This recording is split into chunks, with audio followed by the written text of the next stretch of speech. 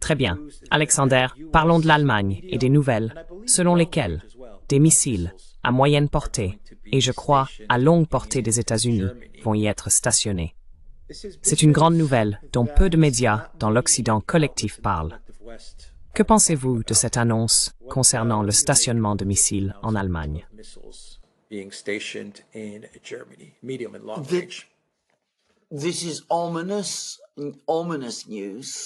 C'est une nouvelle inquiétante. Les missiles de croisière Tomahawk. Il est également étonnant que cela se produise maintenant, sans que personne ne semble le remarquer, en parler ou s'en inquiéter. Je suis assez vieux pour me souvenir comment, à la fin des années 1970 et au début des années 1980, il y avait un plan de l'OTAN et des États-Unis pour installer des missiles Tomahawk et Pershing en Allemagne, aux Pays-Bas et en Grande-Bretagne.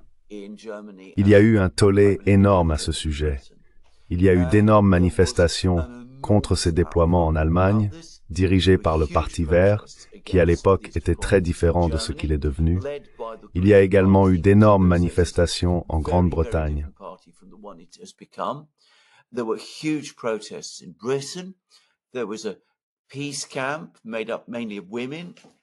Il y avait un camp de la paix composé principalement de femmes à l'extérieur de la base aérienne de Greenham Common, où les missiles de croisière Tomahawk allaient être installés.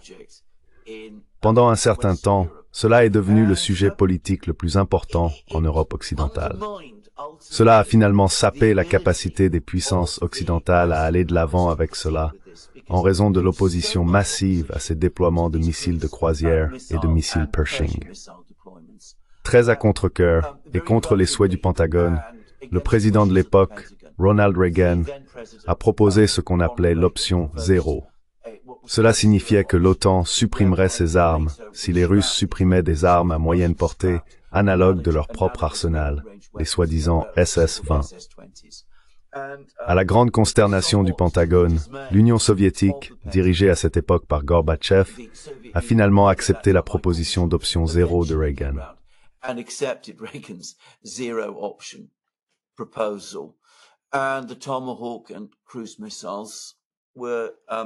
Les missiles Tomahawk et Pershing ont été supprimés, et le traité qui est entré en vigueur était le traité FNI, le traité sur les forces nucléaires à portée intermédiaire, qui interdisait le déploiement de ces armes. Le Pentagone n'a jamais été satisfait de ce résultat. Il a toujours voulu déployer des missiles à portée intermédiaire en Europe, où ils peuvent frapper des cibles en profondeur à l'intérieur de la Russie. Le Pentagone croit que cela lui donne un avantage sur les Russes dans un échange nucléaire potentiel. En 2019, ils ont abandonné le traité FNI. Maintenant, ils ont avancé sur fond de tacler, l'hystérie et la panique concernant la guerre en Ukraine.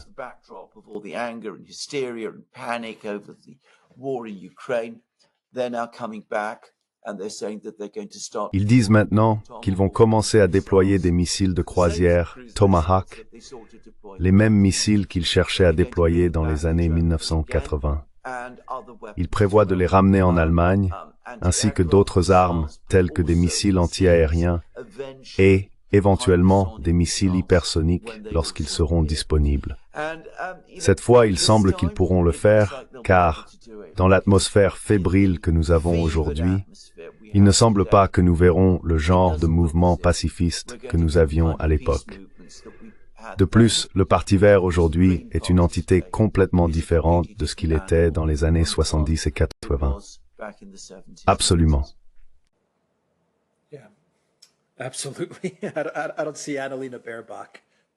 Je ne vois pas Annalena Baerbock protester ou chercher une solution pacifique au projet ukrainien.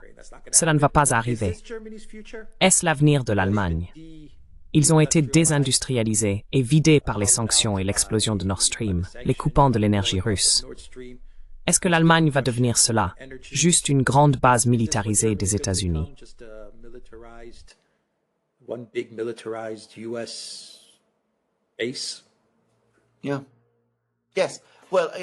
Oui, eh bien, on dirait que oui, à moins qu'il y ait un changement fondamental en Allemagne, à moins que la situation politique là-bas ne s'embrase à nouveau, ce qui, ayant été en Allemagne récemment, je pense pourrait potentiellement se produire.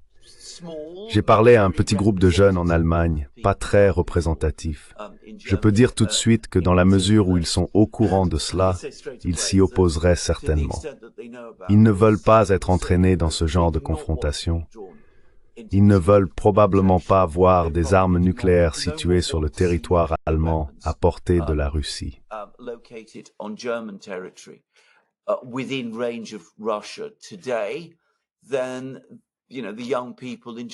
Aujourd'hui, les jeunes en Allemagne sont plus conscients qu'ils ne l'étaient dans les années 1980 et 1970. Donc, il pourrait éventuellement y avoir une réaction contre cela. Je ne pense pas qu'il faille l'écarter, mais pour le moment, la trajectoire est que l'Allemagne va se désindustrialiser, avec une économie et un système politique dysfonctionnels, et avec des bases du Pentagone équipées de missiles visant la Russie. Ces bases, bien sûr, seront à leur tour ciblées par des missiles russes. Maintenant, puis-je dire une autre chose? Ce plan montre également la stagnation dans la réflexion stratégique du Pentagone lui-même.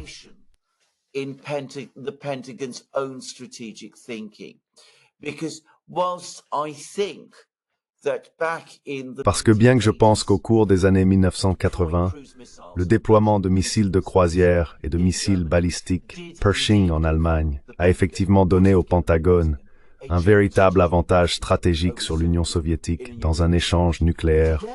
Aujourd'hui, dans l'environnement technologique très différent que nous avons, avec des missiles hypersoniques, des torpilles nucléaires lancées par sous-marins et des ogives à puissance mégatonne, ces avantages n'existent plus. Les Russes sont également en train de produire des missiles de croisière à propulsion nucléaire. Je ne pense pas que ces avantages existent encore. Ce que cela va faire, c'est provoquer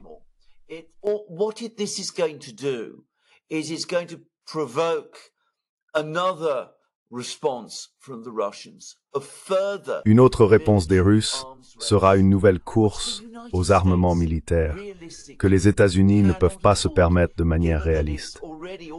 Ils sont déjà engagés dans une course aux armements avec la Chine, qui estime également que ces systèmes américains de moyenne portée sont potentiellement une menace s'ils commencent à être basés dans la région Asie-Pacifique. Donc, je ne pense pas que cela donnera au Pentagone l'avantage qu'il présume. Au contraire, cela va créer une détérioration dangereuse de l'environnement stratégique, ce qui finira par désavantager les États-Unis eux-mêmes.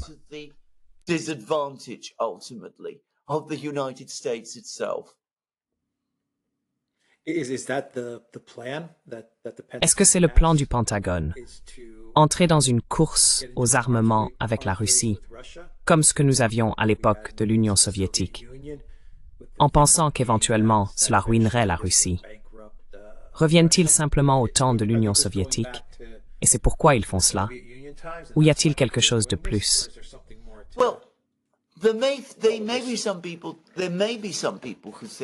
Eh bien, il y a peut-être des gens qui pensent cela. Cependant, gardez à l'esprit qu'aujourd'hui, les États-Unis ajoutent $1 trillion de dette tous les 3 mois, tandis que la Russie ne le fait pas. Le déficit budgétaire de la Russie est actuellement de 0,5% du PIB. En apparence, la Russie est en meilleure position pour soutenir une course aux armements, du moins financièrement, que les États-Unis. La guerre en Ukraine a démontré que les Russes ont une capacité industrielle très significative. Ils ont été beaucoup plus réussis dans la construction de missiles balistiques et de missiles hypersoniques que les États-Unis ces dernières années.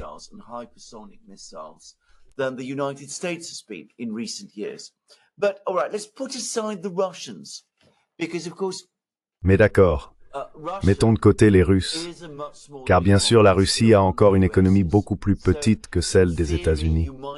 Donc en théorie on pourrait se dire, eh bien malgré nos problèmes économiques, si nous engageons les Russes dans une course aux armements, ils ne pourront pas la soutenir, et cela les mènera à la faillite. Cependant, une course aux armements contre la Russie est aussi une course aux armements contre la Chine. Ce n'est pas seulement parce que la Chine et la Russie sont des alliés de facto, bien qu'ils le soient, mais parce que toute capacité que les États-Unis acquièrent contre la Russie est également une capacité qu'ils acquièrent automatiquement contre la Chine. Automatically acquires against China. And that's going to cause the Chinese to take countermeasures as well. Et cela va également pousser les Chinois à prendre des contre-mesures. L'économie chinoise est en bien meilleure forme financière que l'économie américaine. Ils ont également une base industrielle beaucoup plus vaste que celle des États-Unis. Donc oui, les États-Unis pourraient vouloir une course aux armements avec la Russie.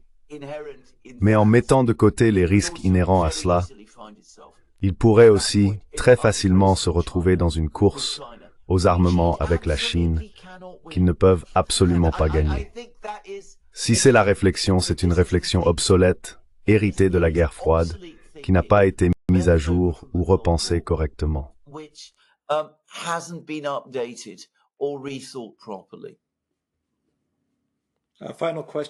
Dernière question. Qu'est-ce que l'Allemagne y gagne? Que pensez-vous que la classe politique allemande pense en permettant tout cela?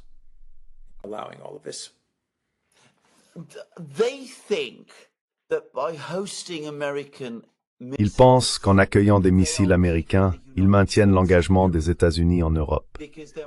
Ils craignent que les États-Unis ne perdent de l'intérêt pour l'Europe et ne déplacent leur attention vers la région Asie-Pacifique pour se concentrer sur la Chine à la place.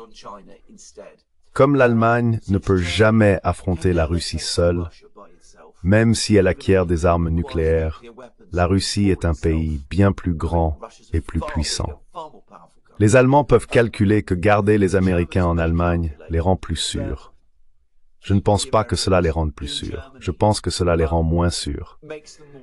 Cela signifie que l'Allemagne est maintenant sérieusement exposée au risque de devenir otage d'une crise américano-russe sur laquelle elle n'a aucun contrôle ultime.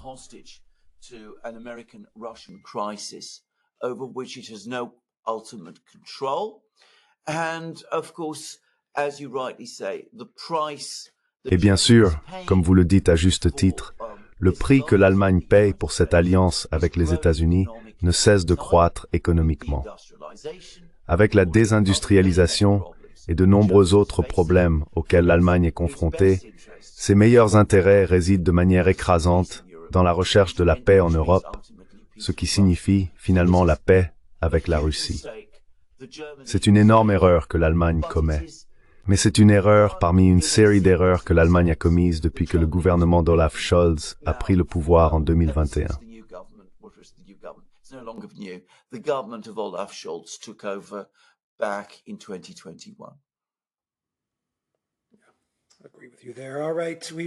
D'accord, nous allons terminer la vidéo ici. Visitez theduran.local.com. Nous sommes sur Rumble, Odyssey, BitChute, Telegram, Rockfin et TwitterX. Allez à la boutique The Duran pour acheter des articles en édition limitée. Le lien est dans la boîte de description ci-dessous. Prenez soin de vous.